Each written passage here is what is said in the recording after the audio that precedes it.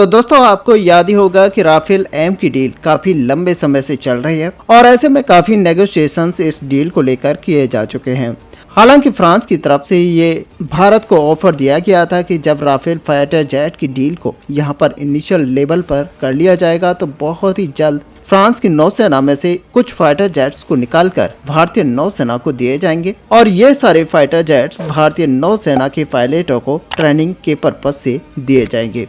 ऐसे में अब आपको बता दें कि राफेल की डील को लेकर अब एक बहुत ही बड़ा अपडेट निकल कर आ रहा है। ऐसे में आपको याद होगा कि पहले कुछ लोगों का मानना था कि माननीय प्रधानमंत्री जी जब यहाँ पर फ्रांस की यात्रा पर जाएंगे तो ये डील फाइनल की जाएगी, लेकिन अब आपको बता दें कि 10 से लेकर 15 फरवरी तक भारतीय प्रधानमंत्री फ्रांस के दौरे पर जाएंगे, जहां पर इमैनुअल मैक्रोन और हमारे प्रधानमंत्री जी के बीच में एक बड़ी वार्तालाप होगा और वहां पर इस डील को फाइनल होने का कहा जा रहा था और माना यही जा रहा था कि जो फाइनल डील है वहीं पर होती हुई दिखाई देगी और साथ ही यहां पर एमओयू साइन भी किया जाएगा।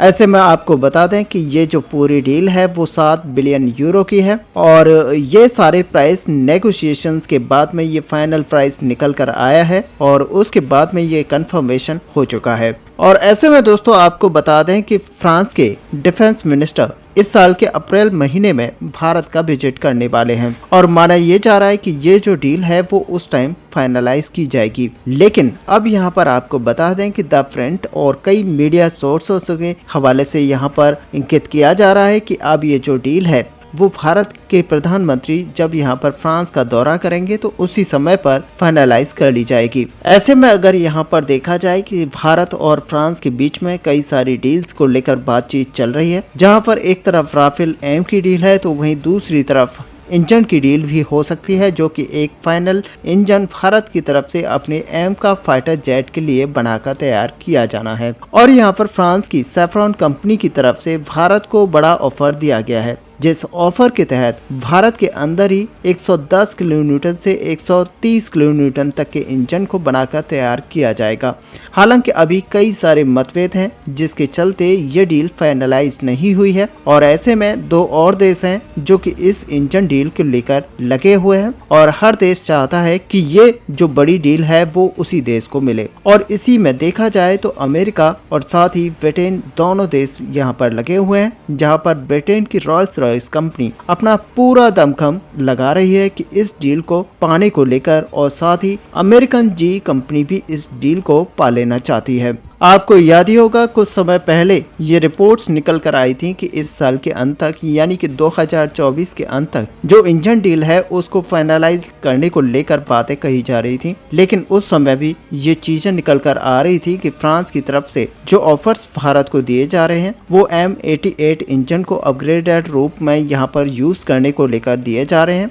और इसको लेकर भारत की तरफ से सहमति नहीं थी। भारतीय वायुसेना इसको लेकर सहमत नहीं थी और इसी वजह से भारत की तरफ से ये कहा गया था कि भारत को एक ऐसे नए डिजाइन के इंजन की जरूरत है जो कि कम्प्लीटली यहाँ पर पूरी तरह से नया हो और वो भारत के अंदर ही फर्स्ट टाइम डेवलप किया जाए। और अब आपको बता दें कि यहाँ पर जो राफेल एम फाइटर जेट के नेगोशिएशंस के राउंड हैं वो सारे क्लियर हो चुके हैं और जो बजट सेशन है यहाँ पर पार्लियामेंट के अंदर पूरा हो चुका है। तो इसका मतलब यह है कि डील अब कभी भी फाइनलाइज हो सकती है और भारतीय नौसेना इसको लेकर काफी ज्यादा उत्साहित भी है। और हमने पहले भी आपको बताया था कि जब भारत यहाँ पर अपने बजट सेशन को कंप्लीट कर लेगा तो उसके बाद में ये डील यहाँ पर होती हुई दिखाई देगी। और दोस्तों अगर फ्रांस की बात की जाए तो फ्रांस कॉन्ट्रैक्ट के तहत पहला मरीन एयरक्राफ्ट है, इसको 27 महीनों के अंदर ही डिलीवर कर देगा, यानी कि 37 महीनों के अंतर्गत ही डिलीवर कर देगा।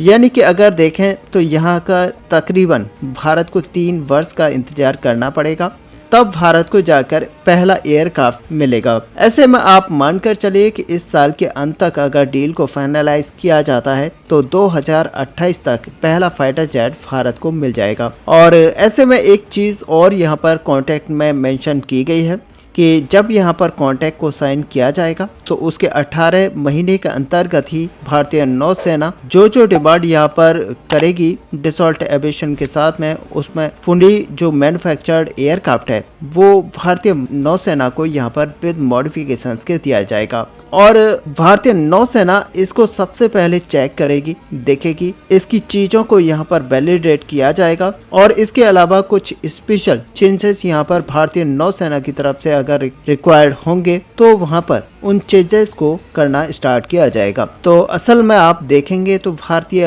नौसेना और साथ ही भारतीय वायुसेना के लिए जो डिफेंस बजट है वो यहाँ पर क्लियर किया गया है। हालांकि डिफेंस बजट पहले की मात्रा में अभी और भी ज्यादा बड़ा है और इसी के चलते भारतीय नौसेना यहाँ पर एग्रेसिव रूप से अपने ट्विन इंजन डेकवेस फाइटर जेट के ऊपर काम करना चाहती है ताकि भारतीय नौसेना को इंडियन फाइटर जेट जल्द से जल्द मिल पाए, क्योंकि भारतीय नौसेना के लिए जो अभी 26 लड़ाकू विमान राफेल एम फ्रांस से खरीदे जा रहे हैं वो भारतीय नौसेना की कमी को पूरा नहीं कर सकते। और यहाँ पर जब तक भारतीय नौसेना को अपना खुद का स्वदेशी निर्मित लड़ाकू विमान नहीं मिल जाता और वो भी एक बड़ी क्वांटिटी में, जो कि भारतीय नौसेना की यहाँ पर रिक्वायरमेंट भी है। ऐसे में जैसा कि बजट में ये भी बताया गया है कि अलग अलग प्रोग्राम्स के लिए अलग अलग यहाँ पर बजट को एलोकेट किया गया है, तो आप आने वाले समय में ये भी देखेंगे कि TATBF के लिए भी एक